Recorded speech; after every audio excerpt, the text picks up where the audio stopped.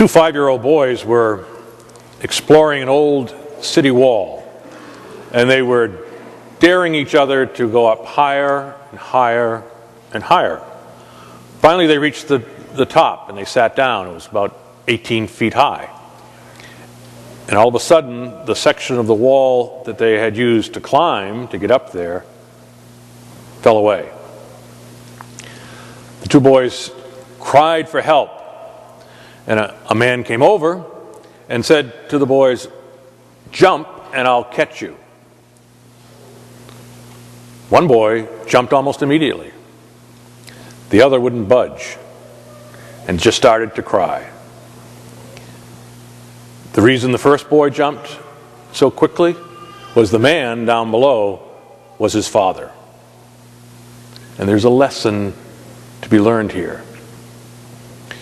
Today we just heard the story of the mustard seed and the apostles asking Jesus to increase our faith.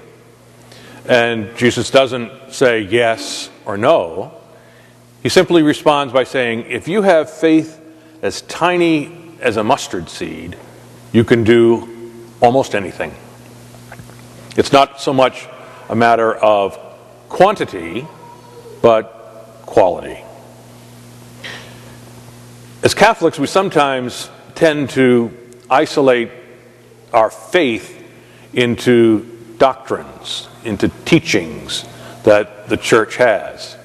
And we are what is called a creedal church. In a few moments, we will say the creed. This is what we believe in.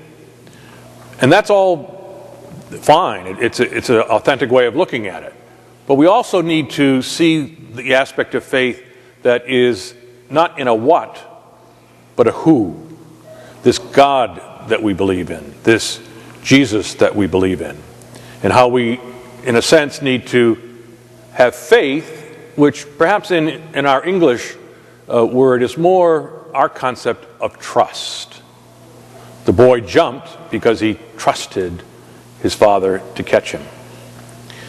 St. Ignatius of Loyola, the founder of the Society of Jesus, the Jesuits, composed a prayer that has been passed down through the centuries. It's entitled by a Latin word, suscipe, which is translated receive. And Ignatius would say, if we can live out this prayer, then we have complete faith or trust in God.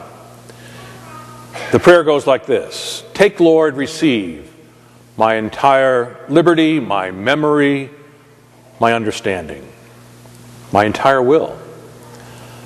I surrender all to you, that you may dispose of it according to your will. And I ask nothing more than your love and your grace. They are enough for me, says Ignatius. With these, I will be rich enough and desire nothing more. That is trust. Trust is what Abraham and Sarah had when they left all that they had to follow the Lord. Trust is what Job had when he refused to curse God when all was taken from him. Trust is what Mother Teresa of Calcutta was talking about when she said that she was a pencil in the hand of God, just allowing God to write with her life. Trust is a 35-year-old memory that I have sitting with my father as he was dying with cancer. He didn't really know I was there, and he was whispering a prayer that he probably thought I could not hear. But he prayed over and over again, Sacred Heart of Jesus, I place my trust in you. Sacred Heart of Jesus, I place my trust in you. What's going on in our lives? What wall are we sitting on? Maybe frozen in fear as to what's going to happen, or how can we possibly get through this and get off the wall? Is it possible?